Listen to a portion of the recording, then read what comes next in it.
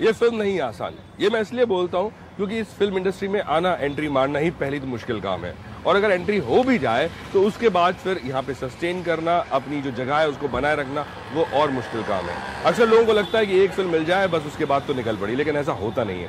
आपको पहली फिल्म मिलती है, फिर वो कामयाब होती है नहीं होती, ये एक बहुत बड़ा मुद्दा है, और कामयाब हो भी जाती है तो उसके बाद आपको बाकी फिल्में मिलेंगी, कैसे मिलेंगी, और जो आपको मिलेंगी क्या वो आप सही फिल्में कर रहे हैं, ये एक बहुत बड़ा सवाल होता है। आज जिस कलाकार से मैं आपको मिलाऊंगा वो है तो 4 फिल्म पुराने, किसी फिल्म परिवार से नहीं आते, फिल्मी परिवार से नहीं आते, और उन्होंने 2 अभी तक हिट दी हैं। कौन है ये मिलाऊंगा आपको थोड़ी सी देर में, लेकिन उनके जरिए हम जानेंगे कि एक नए एक्टर को इस इंडस्ट्री में आना कितना मुश्किल है और आने के बाद अपनी जगह बनाना कितना मुश्किल है।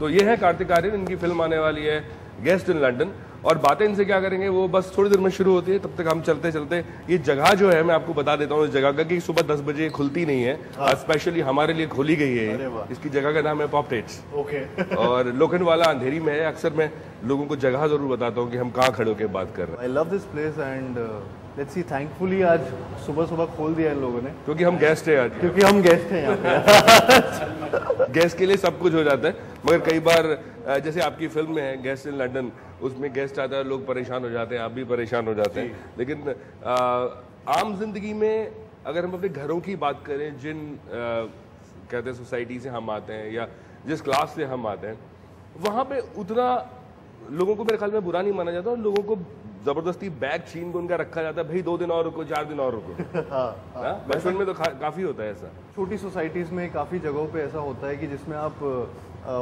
मेहमान को या गेस्ट को अपने घर पे लाते हैं, एंड वो सिचुएशन बहुत अच्छी होती है। कई बार बहुत आप फंस जाते हैं जब घर पे कोई ऐसे गेस्ट आ जाते हैं जो जाने का नाम ही नहीं ले रहे। गेस्ट से मैं एक चीज़ पूछूंगा कि आप इस इंडस्ट्री में आपका कोई नहीं है जी, हाँ, तो आप अपने आप को एज ए गेस्ट समझते हैं इस इंडस्ट्री में? नहीं, ऐसा लगा तो नहीं मुझे।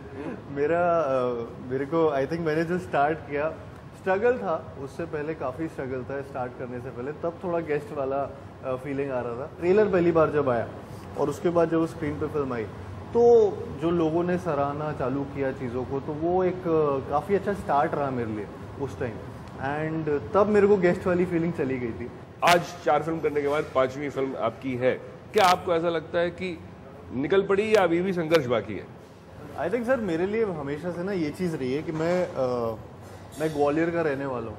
वहाँ पे ना हम लोग, मतलब मैं खुद भी ऐसे सोचता था कि हीरो क्या खाते होंगे, क्या करते होंगे, कहाँ रहते होंगे, वो वाली एक सोच हमारी हमेशा से रही है। मेरे को शुरुआत से ही एक्टिंग का शौक था।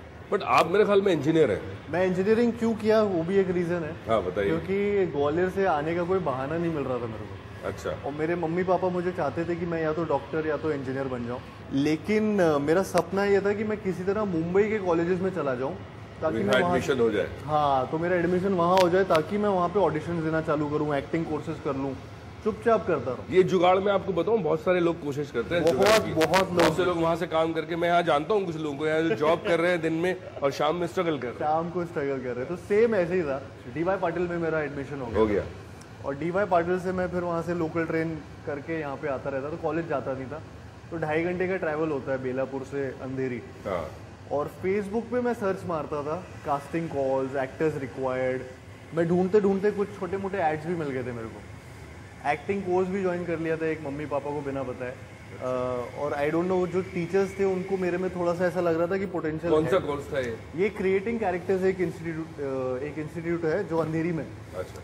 और मेरा हर 3 दिन हफ्ते में क्लास होती थी यहाँ पे, तो वहाँ के जो टीचर्स थे उनको लग रहा था कि ये कुछ बन सकता है टाइप्स, एंड उन्होंने मेरे को फ्री में ही एनरोल कर लिया था वहाँ। क्या बात। तो वो एक चीज़ मेरे लिए बड़ी अच्छी रही है कि सपोर्टिव रही है कि कई बार लोगों ने एक कॉन्फिडेंस दिखाया। उसके बाद मैं बस टू एंड फ्रो करता रहा।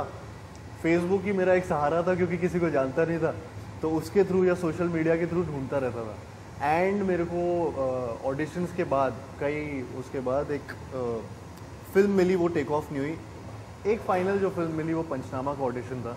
उस ऑडिशन को मैं देने जब आया तो तब फिर फाइनली चीज़ें बदली। मम्मी पापा को मैंने तभी बताया जब मेरा ऑडिशन क्लियर हुआ, सब चीज़ें हुई, तब जब फिल्म साइन हो गई। जब साइन हुई तब मैंने रोते रोते फ़ोन किया उनको कि मम्मी मुझे। रोते हुए क्यों किया भाई, लोग खुश होकर करते हैं। नहीं, खुश हो रहा था लेकिन रो भी रहा था कि मैं बताया नहीं था कभी, और थोड़ा सा एक डर भी था कि वो लोग कैसे रिएक्ट करेंगे। और मुझे भी डर था तब पंचनामा नहीं थी, तब वो एक छोटी सी फिल्म थी, वो तब एक बहुत बड़ा डिसीजन था कि पढ़ाई छोड़ के मुझे ये करना था। डांट पड़ी? अरे बहुत, मेरी मम्मी और मौसी दोनों यहाँ पे आ गए थे बॉम्बे। नेक्स्ट डे जिस दिन फ़ोन किया तो दोनों यहाँ पे आए, और दोनों लवरंजन जी जो डायरेक्टर हैं पंचनामा के, उनको मिलने आ गए। तो दोनों बैठ के देख रहे थे कि हमारा बेटा कहीं गड़बड़ तो नहीं काम कर रहा है, या कहाँ आ गया, इंडस्ट्री में कैसे पहुँच गया। तो but then he showed the audition, और फिर उन्होंने उनसे बात की, एंड फिर उनको एक बिलीफ आया, एंड देन पंचनामा हैपेंड। और फिर बैठ जाते हैं, बैठ के बात करते हैं। तो पंचनामा जब रिलीज हो गई जी, तो उसके बाद उनको, उनकी नाम जो है वो अपने आसपास के मोहल्ले में ऊंची हुई नहीं हुई? मेरे पापा की होती है, थोड़ा सा वो बात भी बहुत करते हैं कि मेरा बेटा हीरो है। अच्छा। तो वो वैसे है। मेरी मम्मी डरती हैं बहुत, वो थोड़ा सा सोचती हैं कि गैम्बल है इंडस्ट्री, और हर फ्राइडे चेंज होता है, कोई कनेक्शन है नहीं, आप किसी को जानते नहीं हो, तो फॉल बैक किस चीज़ पे करोगे। इनफैक्ट एक इंटरेस्टिंग चीज़ थी कि जब मेरा ऑडिशन था पंचनामा का पहली बार, तो तब मेरा तो जो मैंने छोटे मोटे एड्स किए थे उसी के लिए एक शॉर्टलिस्ट भी हुआ था सेम डे पे। तो मेरे को उस मीटिंग में जाना था, मेरा सेम डे पे एग्ज़ाम था कॉलेज का, वो एग्ज़ाम देना भी ज़रूरी था, और एक ऑडिशन था ये फिल्म का, छोटी सी पंचनामा का। और मेरे दिमाग में पता नहीं क्या हुआ कि ये दोनों छोड़ के चलो एक फिल्म का ऑडिशन देने जाता हूँ, और मैं रिजेक्ट हो गया था उस ऑडिशन में। और जब रिजेक्ट हुआ और वापस आया तो मैं पूरे रास्ते ट्रेन में सोच रहा था बैठा बैठा कि क्यों मेरी मती मारी गई थी कि ऑडिशन पे आया।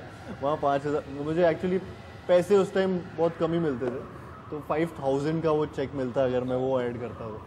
तो वो 5,000 रुपये भी गए, एग्ज़ाम भी गया, घर पे भी डांट पड़ेगी, और ये फिल्म तो हो ही नहीं रही। बट डिग्री आपने पूरी ली ना? डिग्री मैंने बाद में ली। मैंने एक जब मेरी तीसरी फिल्म जो थी कांची मैं कर रहा था सुभाष जी के साथ, तो उसमें करते करते मैं एग्जाम्स देने भी जाता था वापस। तो अब उल्टा हो गया था कि मैं पहले वहाँ से यहाँ आता था, अब यहाँ से वहाँ। एंड उस टाइम बस ये था, फ़ायदा ये था कि सब लोग चीटिंग कराने के लिए मेरे पास बहुत उपाय हो गए थे। फिल्म हिट हो गई। हाँ, फिल्म हिट हो गई थी, तो सब लोग ऐसे थे कि कार्तिक के लिए तो जर्नी मेरी ना कभी भी मुझे गेस्ट वाली ऐसी फीलिंग नहीं आई। एक बार एंट्री हो गई मेरी इंडस्ट्री में, उतार चढ़ाव बहुत रहे। अभी भी क्या ऑडिशन देने जाना पड़ता है? सर डिपेंड करता है। मतलब पंचनामा 2 के पहले तक मेरे को ऑडिशंस कॉल आ रहे थे। मतलब पंचनामा 1 हो चुकी थी, वो हिट बन गई थी अपने आप में। उसके बाद आकाशवाणी और कांची मेरी नहीं चली थी। उसके बाद से मुझे सारे ऑडिशंस कॉल आने लगे थे कि ऑडिशन देने आपको आना पड़ेगा, लोगों को आपकी एक्टिंग चेक करनी पड़ेगी, क्योंकि शायद फिल्में फ्लॉप हो गई थी। बट आई डोंट नो, एक लोगों के दिमाग में फिर भी एक वो चीज़ रहती है कि ऑडिशन करना है। आई मीन देखिए, एक होता है लुक टेस्ट, हाँ, एक होता है ऑडिशन। नहीं, ऑडिशन कॉल्स आते थे, वो लुक टेस्ट मैं बता देता हूँ लोगों को। लुक टेस्ट होता है कि आपको किसी एक किरदार के लिए आपको उस तरह के कपड़े, दाढ़ी अगर है या बाल है, वो एक लुक बना के देखा जाता है कि उसमें फिट होगा या नहीं होगा, वो लुक होता है। और ऑडिशन जो है वहाँ पे प्रॉपर डायलॉग और सब कुछ देखा जाता है। उसके बाद जब पंचनामा 2 आई तो एक वो चीज़ बदली कि पंचनामा 2 के बाद डायरेक्टली मीटिंग होने लगी सबके साथ, डायरेक्टर्स का कॉन्फिडेंस बढ़ गया।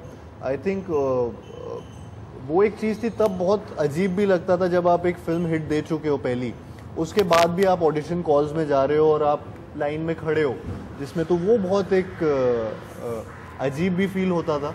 बट थैंकफुली पंचनामा 2 हैपेंड, उसके साथ साथ चीज़ें बदली। 5 फिल्मों के बाद क्या बदला है जिंदगी में? पहले मेरे पास मतलब वही था कि रिक्शा से ट्रैवल करता था, अभी एटलीस्ट एक गाड़ी है। रेस्टोरेंट में बिल भरने से पहले सोचना नहीं पड़ता। मेरे लिए जो बदलाव हुआ है वो सारा एक्सटर्नल ही है, ज़्यादा ऐसा नहीं हुआ है कि रिलेशंस चेंज हुए हैं। रिलेशंस मेरे वही दोस्त हैं जो पहले भी थे और अभी भी हैं। जो लड़कियां पहले नहीं देखती थी वो अब देखने लगी? वो मेरे कॉलेज की अभी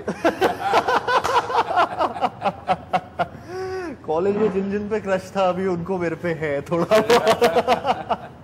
बहुत बदलाव है उल्टा हो गया। उसमें मैं थोड़ा कंटेंट हूँ कि एटलीस्ट मुझे ये पैसों के लिए नहीं सोचना पड़ता कि कहाँ पे रेंट कितना भरना पड़ेगा या फिर गाड़ी का पेट्रोल, ये सारी चीज़ें अब नहीं सोचनी पड़ती। वो एक चीज़ है। आपने कहा कि स्ट्रगल थोड़ा कम हो गया, गाड़ी भी ले ली, अभी मैं देख रहा था आप नीचे जिस गाड़ी से आए थे और पहले रिक्शे से आते थे, तो रिक्शे से सीधा ये गाड़ी पे है या कोई और गाड़ी थी? लोकल ट्रेन से लेकर पैदल से लेकर रिक्शे तक जैसा स्टोरी रहता है। उसके बाद मैंने गाड़ी ली थी बीच में, थर्ड हैंड गाड़ी थी। पंचनामा के बाद लोग पहचानने लग गए थे, तो बड़ा ये भी एक मजबूरी हो जाती है, बहुत मजबूरी हो जाती है कि अगर आपकी फिल्म हिट हो जाए और आप एक्टर बन जाएं तो आपको एक अपना वो रवाब रतवा बना के रखना पड़ता है। वो बहुत मजबूरी होती है कई बार, क्योंकि क्या होता है कि आपके लिए नहीं बट दूसरों के लिए वो एक बहुत ज़रूरी हो जाता है कि कई बार आप किसी डायरेक्टर को लेके कहीं पे जा रहे हो, अब उनका किसी का नाम है, अगर मैं नाम नहीं लूंगा, लेकिन अगर कोई है उनको आप कैसे अपनी गाड़ी में बैठाओ, यार चलो सर रिक्शा में जाते हैं, यू नो वो एक, अनलेस आप एक बार अराइव हो जाएं और उसके बाद आप मस्ती में कर रहे हैं वो सब, तो उस वजह से वो गाड़ी खरीदनी पड़ी है?